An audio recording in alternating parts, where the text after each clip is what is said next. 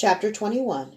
The first step was breaking into the city. Kyler knew there had to be dozens of smugglers' routes, but that wasn't the kind of information smugglers handed out at Sakage parties.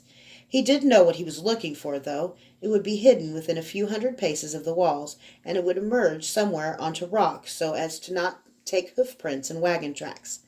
And it would be somewhere close to one of the main roads.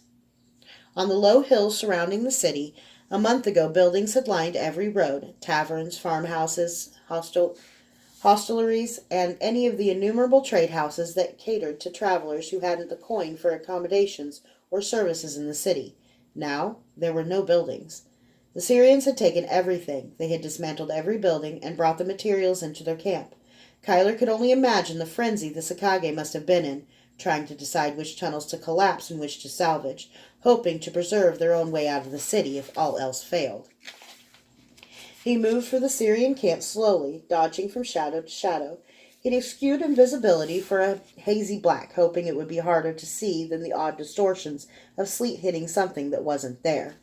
His eyes should have given him a distinct advantage in searching for a smuggler's entrance. He finally found a large, low rock setting feet from the main road with trees on either side of it. It was perfect. If the rock swung open, smugglers could pull their wagons onto the main road unseen and leave no tracks. Kyler brushed the sleet away from the rock and saw telltale scrapes from the iron-bound wagon wheels grinding against the rock. This was it. 10 minutes later, he still hadn't made any progress. Every 2 minutes he had to hide as a sentry made his rounds, and every 5 minutes a different sentry overlapped from the opposite side. Kyler couldn't blame the interruptions, though. He just couldn't find the catch that opened the door. Maybe it was the sleet making his fingers clumsy with the cold, or maybe he just wasn't as good as he thought. Immortal, not invincible. Why'd Durzo have to be right all the time? Come to think of it, where the hell is Durzo? The thought affected Kyler more profoundly than he'd expected. He'd lived for months thinking his master was dead. In all those months, Durzo hadn't bothered to come see Kyler. Kyler had thought himself his master's best friend. Even when Aristachus Ban Urban had told him all of the heroes his master had been, Kyler had still thought that his relationship with Durzo was special. In a way, learning all the great men his master had been made Kyler feel better about himself. But time had moved on, and apparently so too had Durzo. Whatever brief importance Kyler had had in that man's 7-century-long life, it was finished. Kyler sat down on a rock, the sleet soaked through his underclothes in seconds. It made him feel even worse. Don't tell me you're going to cry. You mind? Wake me when the self-pity's done, would you? Damn you, you sound just like Durzo. So I stay with the man night and day for 7 centuries, and he rubs off on me. You only spent 10 years with him, and look how much like him you are. That caught Kyler off guard. I'm not like him. No?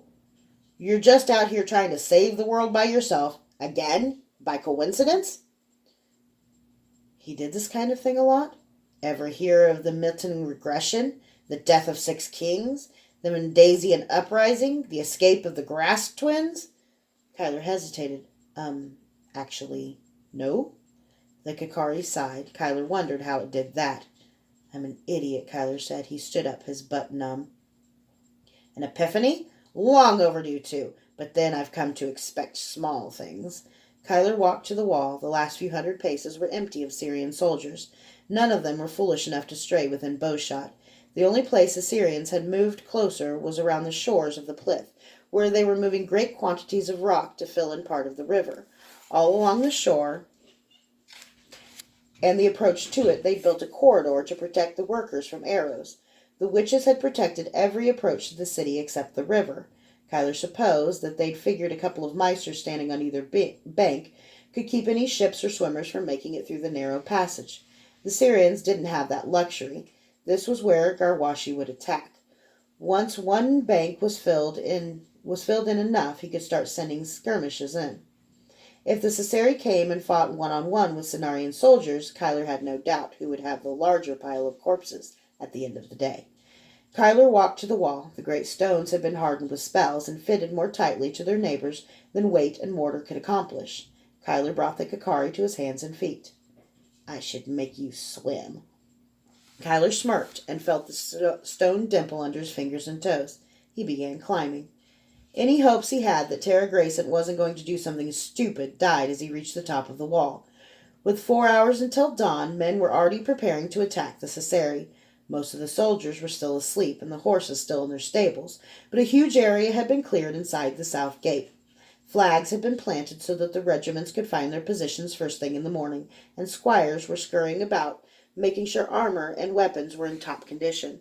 From the size of the area cleared, Cuyler guessed that the Queen was preparing an all-out attack at dawn, committing perhaps 15,000 men for the attack.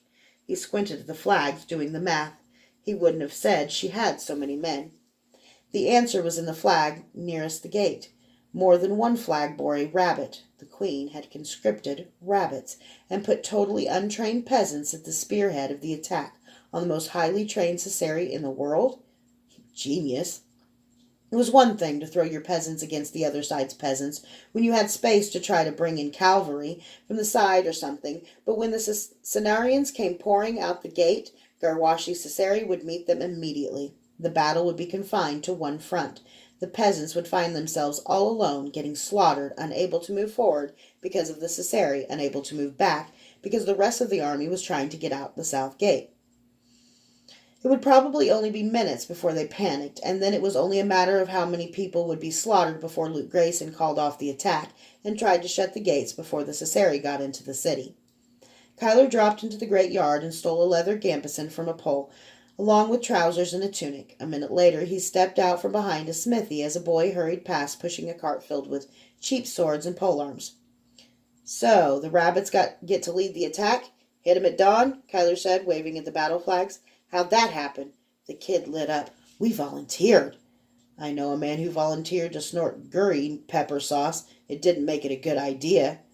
"What are you saying?" the kid asked, offended. "Why's the Queen letting them go first?" "It's not the Queen. It's her brother Luke. He's Lord General now." "And?" The kid scowled. "He said the casualties would be highest among the first ones out. You know, till we took out their archers. The rabbits ain't scared of nothing." So the new Lord General manages to cull his bravest citizens and ensure a crushing defeat, all at once. Brilliant. "You mind? I got work to do," the kid said. Cuyler stole a horse. He didn't have the time to walk to the castle. As he mounted, a groom came toward him. "Hey, who are you? That horse belongs to—" Cuyler brought the mask of judgment to his face in a rush and whipped his head around toward the man, snarling, blue flame leaping up in his eyes and mouth. The groom leapt backwards and tripped into a horse trough with a yell. Cuyler rode as fast as he could. He left the horse and the stolen clothes before he got to the East Kingsbridge and went invisible. He ran the rest of the way, leaving guards with their heads swiveling, trying to find where the patter of running feet had come from. Rather than run through the twisting, illogical halls of the castle, he climbed the wall. In minutes he dropped onto the Queen's balcony, which was still missing part of the railing where Cuyler had freed Mags Drape's corpse. He looked inside. The Queen wasn't alone.